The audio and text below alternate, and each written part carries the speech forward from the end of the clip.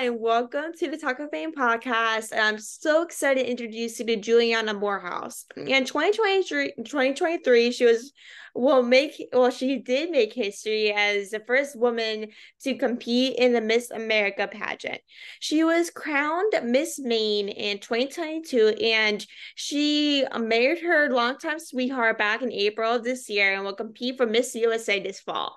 In its 70-year history, Miss USA has never allowed married women to compete, but a recent change in rules will open a door for Juliana to be the first Mrs. to compete in the Miss USA title. Most former Miss USA contestants included Olivia Culpo, Halle Berry, and Ali Landry. Though Juliana serves as Miss Maine USA, her family has a rich history in the Carolinas, where her mom being a former Miss North Carolina USA, in which she grew up in North Carolina, and she graduated from the College of Charleston in South Carolina, and she and her husband were engaged on the steps of the St. Philip's Church in Charleston, in which they got married at. For the ceremony, Juliana wore a gown by Israel designer Prina Tuma. It's hard to say the last name, but whose work is most known from television's Say Yes to the Dress and Sex and the City, and worn by such celebrities as Jennifer Gardner, as Auntie, and Teresa Juicy. I'm so bad with names. But as a philanthropist, Juliana serves as a community educator with the Alzheimer's organization, providing presentations across Maine on the disease and how to prevent it. It is the sixth leading cause of deaths in America, in which Alzheimer's is closely impacted by Julia's family, has prompted plans for her to assist in her effort for a cure. And Juliana will also speak to women across the state of Maine, in which it means to live a fulfilling and impactful life. Congratulations, Julia, on getting married and becoming Miss Maine. That's so exciting that you had this accomplishment. And thank you so much for coming on to chat with us at your busy schedule and taking the time. We really appreciate it. But like, how do you, I know, like, with having starting a pageant career, there's always something that really inspires you to really get into that career field. But what was that like for you? Like, what really kind of got you inspired to start getting into pageant? So what sparked my interest was that my mom was Miss North Carolina USA in 1994. And so when I was about 6 years old, I became aware that my mom had been Miss North Carolina and had competed at Miss USA. And I became quite interested in that. And I met people that she competed at Miss USA with, one of whom is like an aunt to me now. And I just saw what it did for her life. You know, I saw the community that she built. I saw the network that she built and what it did in helping her launch a career in television news. So that was where I learned about the pageant world. And I competed in my first pageant when I was about 16. And then I won Miss Maine USA when I was 23. So it was about a 7-year period that I competed. Ooh, that's incredible. Like, with having growing up with your mom, showing you kind of the rigs of pageants and kind of where to go and meet people to help you, like, how did that kind of impact you to kind of know what you're doing rather than not having someone not in the pageant world? Like, how do you think it helped you? It just helped me because I was being advised and mentored by someone who had done exactly what I wanted to do. So a lot of there are coaches in the pageant world who have never competed in a pageant. And I still, while I think there can be a lot to gain from them, often the most can be gained from someone who has been there before. And so I was just able to glean a lot from my mom. Ooh, I love that. Like, does she still do kind of pageant things, or is she kind of focused on television now? So she was in TV news for, I guess, 5 to 7 years. And then after a few years after she had me, she left TV and stayed home. I'm one of 4 kids. So she stayed home with her children. But while she had us, she still did keep her foot in the professional and pageant world because she was a host and MC for about 4 or 5 pageants in the Northeast. So she would work pageant weekends. So to answer your question, yeah, she did keep her foot in the pageant world. Ooh, that's incredible. 'Cause I know with after like you become a pageant and as you get older and having kids, and I know a lot of people be like, "Oh, that's in the past. I'd rather just have my kids and just live a total different life than 5 years ago." Right. But like as you got your title Miss Maine, like how have what kind of like you served and gave back to your community as Miss Maine? So going into the Miss Maine USA pageant, I knew I wanted to continue doing a lot of work with the Alzheimer's Association. I had already been doing work with them because it's rampant in my family. My grandmother and my aunt had Alzheimer's disease at the same time when I was a child. So that, to put in perspective, was my mom's mother and sister were sick at the same time. And so that's where I had a passion for it. I give educational presentations throughout the community on what the disease is, how to prevent it. And I was actually fortunate enough to travel to Capitol Hill this year to meet with our state legislators and just talk to them about more funding and support for finding a cure because it's the 6th leading cause of death in the US. But and then, the rest of my year's filled with, we work with Best Buddies, which is a nonprofit organization that works with kids with special needs. I have gotten to go speak at high schools and just a multitude of activities like that. Ooh, like when you your aunt and your mother got diagnosed, well, your grandmother and right, you said? Yes. So with having them like kind of had that diagnosis, like how did it kind of like impact you? Like how did it, I know with having someone with Alzheimer's or having a disease, it can make a toll on different family in different ways, mentally and physically, and how they want to make change for it. But like how did it really just impact you normally? So the way it impacted me was I was pretty young. I was in elementary school and my mom was in her 30s and was having more children. So she was caring for young kids and then also caring for her mom and sister. And so I just really had a lot of empathy for my mom because I saw how it was affecting her and just the grief that she carried around. And it affected me because I kind of became second in command. I'm the oldest, so I had to help a lot. I bathed my grandma and my aunt. I often took care of my younger siblings, and so I really think it helped me grow, grieve that when they're still alive, and then you have to grieve their death when they actually die as well. Yeah, like actually, like when you lose a loved one to something like that and you really see your family in pain, like growing up, my grandma dealt with strokes and it changed her whole life. And basically, with seeing her like that, it was like losing someone that you never knew, basically. Because how Right. much they change and everything, it can really takes a toll on yourself and your family. It's you have to take that responsibility at a young age, really can't take a toll on you since you're very young, you're the oldest. Like it really could take a lot of value, but can't really prepare you as you get older. Be like, okay, if someone like my parents it's Alzheimer's, what am I going to do? Like, what am I going to do with my youngest sibling? I might have to take that responsibility.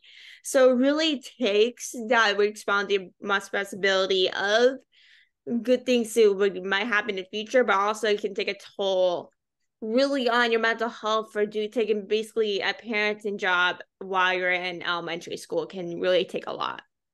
Yes, definitely. And I mean, I don't want to, I'm super fortunate. I mean, I had a great childhood and I feel very privileged and blessed, but everyone goes through different things in their life, and that's just the thing that I went through that molded me. But I think if everyone looks deep enough, they all have something that they experience. So I don't ever want to frame myself as a victim because I'm not, but that was just my reality, and that's what molded me into who I am.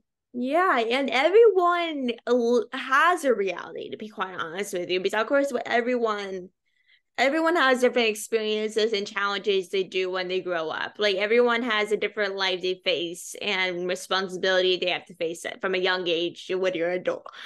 And really, it really helped you to it really kind of is nothing bad, but it really just helps you to grow for some like into a better person having to do with this responsibility. But to go back into make Miss Maine, like what is kind of like your number one goal while you're Miss Maine? Like, is there anything like that stands out to you or impact that you want to make while you're Miss Maine? Well, I won Miss Maine over a year ago, so I've been at it for a while. But my goals when I won were to do as much as I absolutely could with the Alzheimer's Association, which I feel like I have been able to do a lot with them between traveling to Capitol Hill, speaking around the community in Maine, and I got to MC their big fundraiser walk in Portland, Maine, which was wonderful. I also, I love to speak. And so I've been able to speak at a lot of different places to young people. That was a big goal. And I specifically, so the Bush family, the former president, they have a home in Maine. And I knew they had a fundraising golf tournament in Maine to raise money for a local charity that is similar to Ronald McDonald House, but it's not, it's just local to the area. So they house family members who have sick friends or family in the hospital. And I got to be a part of that golf tournament with the Bush family, which that was really cool. And that was a bucket list item for me. And I've really tried to soak everything absolutely possible that I can out of the year. Oh, I'm literally so jealous you got to meet them. Oh my gosh, you're so lucky. Like, what, like, did you get to meet the Bush family or you just attended the tournament? I met George Bush, and I was able to meet a few of his extended family members. Yes. Ooh, what were they like? I'm kind of curious now. Is like, what were they kind of like when you met them? As of course, people have many different experiences. Right. I mean, he George Bush himself, I met very briefly, but he was very nice to me and we took a photo.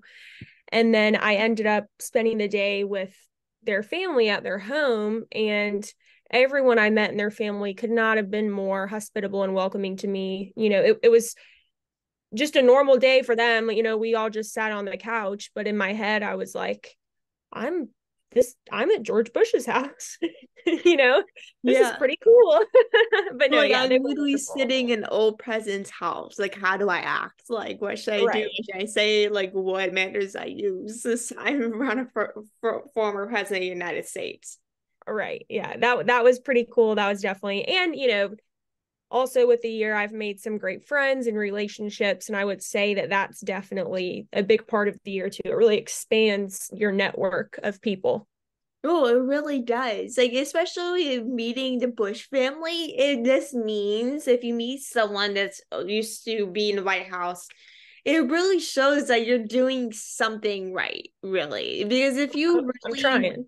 yeah, everyone's trying to make a difference and always trying to do something that's important to everyone. Because of course, when meeting the former president of the United States or any president of the world, okay, but it's like it really is such a big deal. If I was meeting a president of the United States right now, I'd be like, I'm just gonna pass out. I can't deal with this right. But especially with the Alzheimer's Association, like when did you kind of I know you said you started working before them before that, but how did you kind of get involved with them? So I would say my involvement started with them on a smaller scale when I was in high school. I hosted a fundraising bowling tournament with my high school and raised a few $1,000s for the association in North Carolina. And then I did a lot of their walks to end Alzheimer's, which raised money for the association. And then when I came to Maine, I got heavily involved with them as a volunteer, just doing all kinds of speaking and educational presentations. And so I feel like I've learned a lot. And I actually, through what I learned, and some of it's information and education I seek out on my own, just about brain health in general. But I had a close family friend whose mother was showing signs of the disease, and I was able to help them with some of the knowledge that I have to help her get a proper diagnosis, which, I mean, it's sad that she was diagnosed, but I'm happy that I was there to help guide them to sort of expedite the process in getting a proper diagnosis. Yeah, like it's great that they really came to you to ask. Because of course, as an advocate, you learn so much every day about different things involving Alzheimer's. But Right. what I know with many facts about Alzheimer's, it really surprises you in many ways. Like I know when I was reading some research early this morning, preparing for this interview, I was like, what, like, are you serious? But like what or some things related to Alzheimer's or resources that kind of surprised you throughout the process? I mean, there's nothing that surprised me because I had seen the disease up close. Yeah. But what I have come to learn as I've gotten older and been around the association and different things I've read is that, I was under the impression when I was growing up that it pretty much just happened to you. Like there was nothing you could do to prevent the disease. But, more and more research and studies are coming out in regards to all disease, really, Alzheimer's disease, cancer, anything of that ilk, that your lifestyle choices can prevent the onset of these types of diseases. And that has to do with exercise and with your diet. People think that it doesn't matter because it's small choices every day, but it does. I mean, I've seen brain scans side by side of people who, don't eat certain types of food and that do exercise, and you really do see a difference in their brain. So I Yeah. would say that I don't know that surprised me, but it's something that I learned.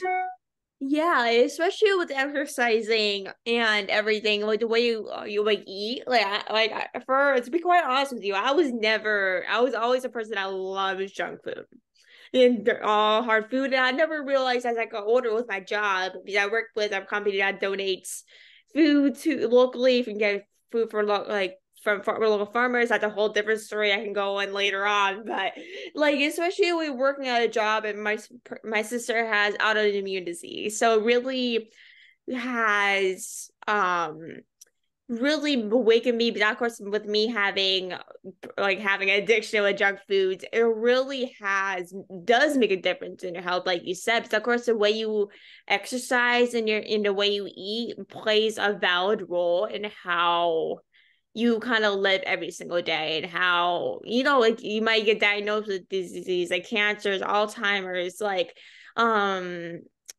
there's so many things you can get diagnosed with if you're not exercising or eating the right foods. But I'm kind of curious, as someone that's not really doesn't know about the Alzheimer's community that much, but like in your opinion, like what are the best issue like what are the biggest issues in the Alzheimer's community right now?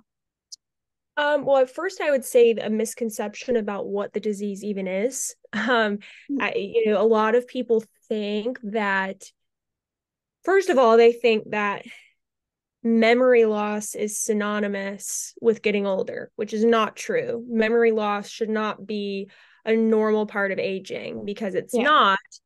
The other misconception is that, people think that if when you set down your car keys and you can't find them or can't remember where you put them, like, oh no, like people will joke, I must be getting Alzheimer's disease. And that's a little forgetfulness is not a Yeah. sign of the disease. It's really when the memory loss reaches a point where it's interfering with your daily tasks and you don't know how to do things that you once knew how to do. Like you are putting your clothes on backwards, you're don't know how to bathe yourself, you're like getting your lipstick outside the lines every day, that type of thing. Yeah. um and a lot of people don't realize that it's a terminal disease. If nothing else kills you first, Alzheimer's disease will kill you. And in some cases, I mean, my aunt, when she passed away, she was a vegetable. I mean, she didn't walk.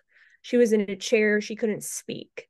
And then another misconception is that by and large, it is people, over 65 that are getting the disease. But my aunt was in her late 40s when she was diagnosed, and she died when she was 53.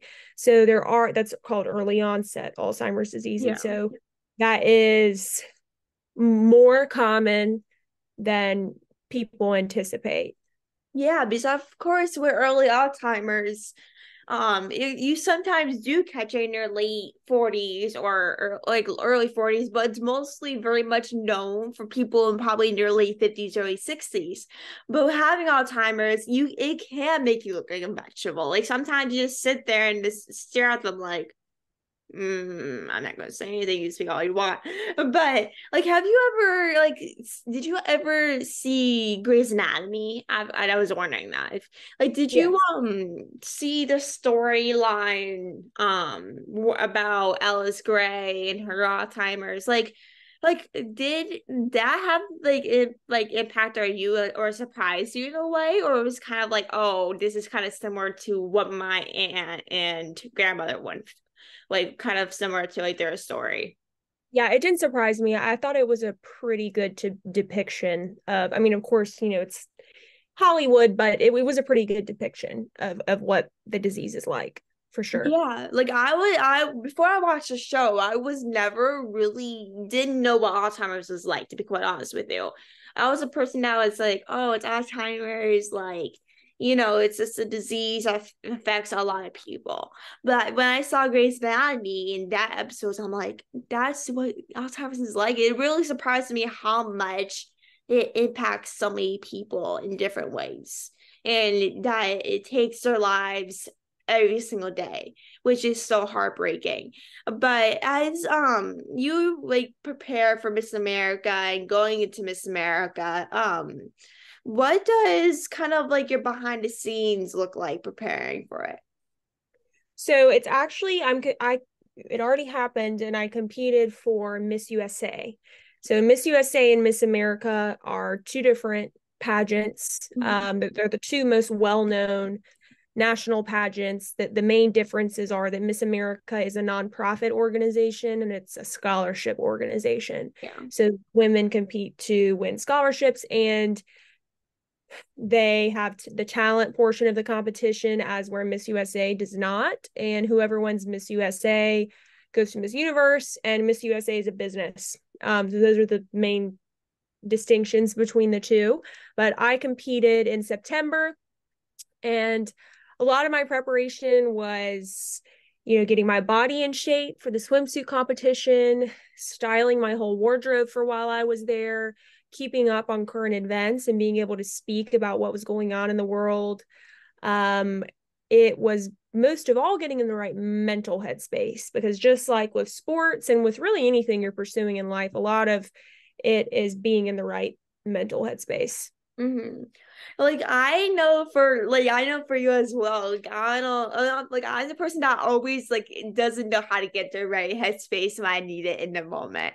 Like I don't know if you dealt with the same thing as well, but when I'm doing an event or something, I'm just like in my own world at some point. So I'm just like la la la la la, like just in my own moment. But how'd you kind of as a person that kind of had to deal with that, I'm kind of curious to see how did you get in the right headspace for those type of things. Well, I would say maybe not for everyone, but for me, just age and experience definitely helped.